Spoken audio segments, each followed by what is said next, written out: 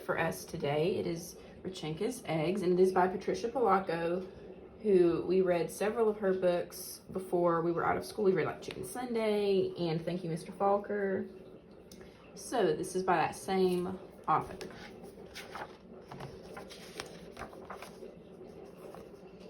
Babushka lived alone in a dacha, a little house in the country, but she was known far and wide for the fine eggs she lovingly painted. Her eggs were so beautiful that she always won first prize at the Easter festival in Moskva.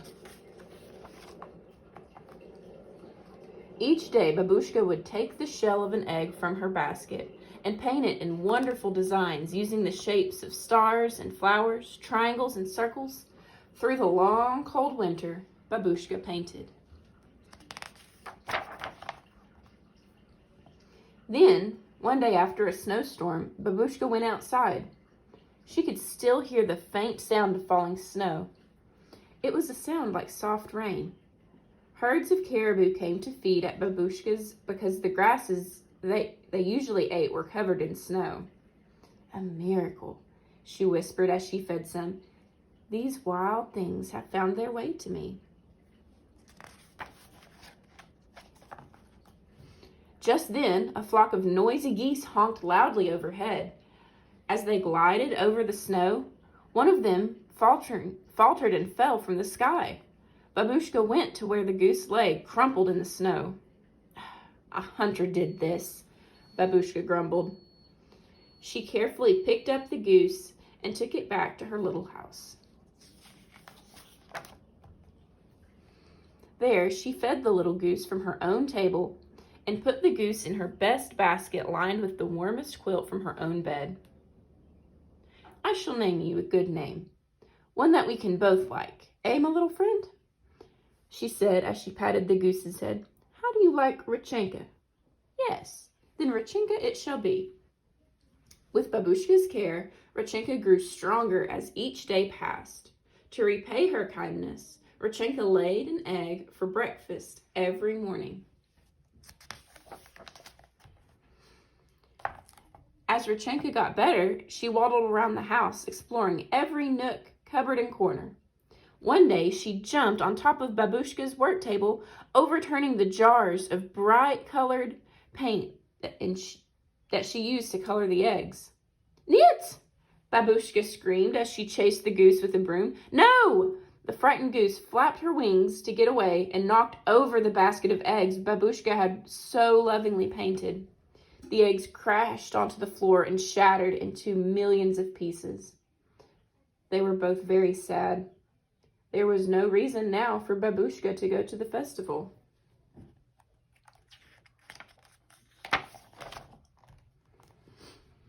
The next morning, Babushka slowly got out of bed and trundled over to Rechenka's basket to get her morning egg. But when she reached into the middle of the quilt, she picked out the most brilliantly colored egg she had ever seen. A miracle, Babushka whispered, a miracle. She made small holes at both ends of the egg and blew the yolk and white into a dish to cook and eat later for breakfast. Then she held the egg up to the morning light and marveled at its beauty. After that, every morning for 12 mornings, there was another egg, each more beautiful than the one laid the day before. Soon, Babushka had enough eggs to take to the festival in Moskva. How wonderful, she thought. A miracle has replaced the eggs that were broken.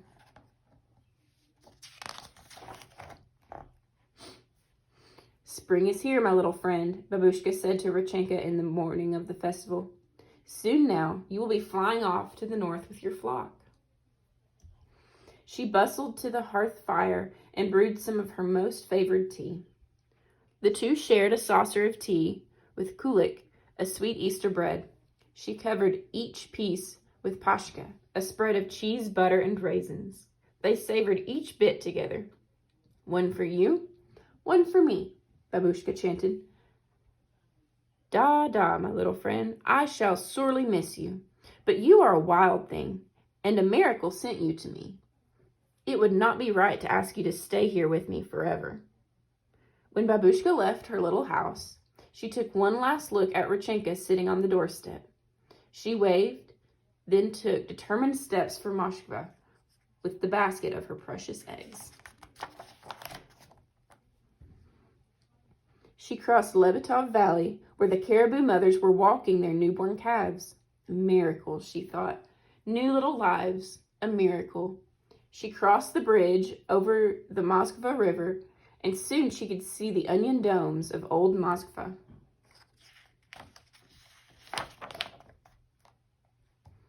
The festival was bright and exciting.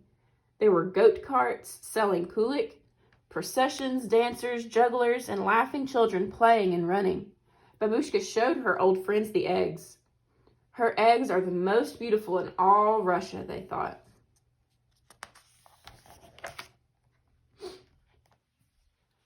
Look at them, the elders said. They almost glow, as if the paint is part of the shell itself. The judges picked Babushka's eggs as the most beautiful.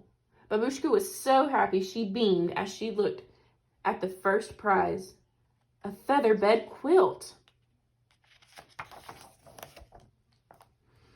As Babushka made her way homeward, a honking flock of geese flew overhead. Babushka gave them a long, lingering look. She wondered if Rechenka was one of them. When Babushka arrived at her home that evening, Rechenka was gone. Alone, she put the new quilt on her little bed. She brewed a cup of tea, ate the last of the kulik and pashka, and got into bed with her favorite book of poems and drifted off to sleep. She hadn't noticed Rechenka's basket.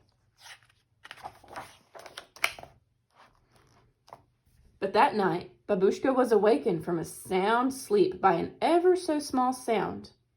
It was coming from Rechenka's basket. She hobbled closer and saw a glorious egg, but this one was different from all the others. It quivered and moved. It made tiny, muffled sounds. The egg jumped, bumped, rolled, and pitched in the basket. Then there was a crack, and Babushka could see the very special gift that Rechenka had left for her. All a miracle, Babushka said. And this little goose remained with Babushka always.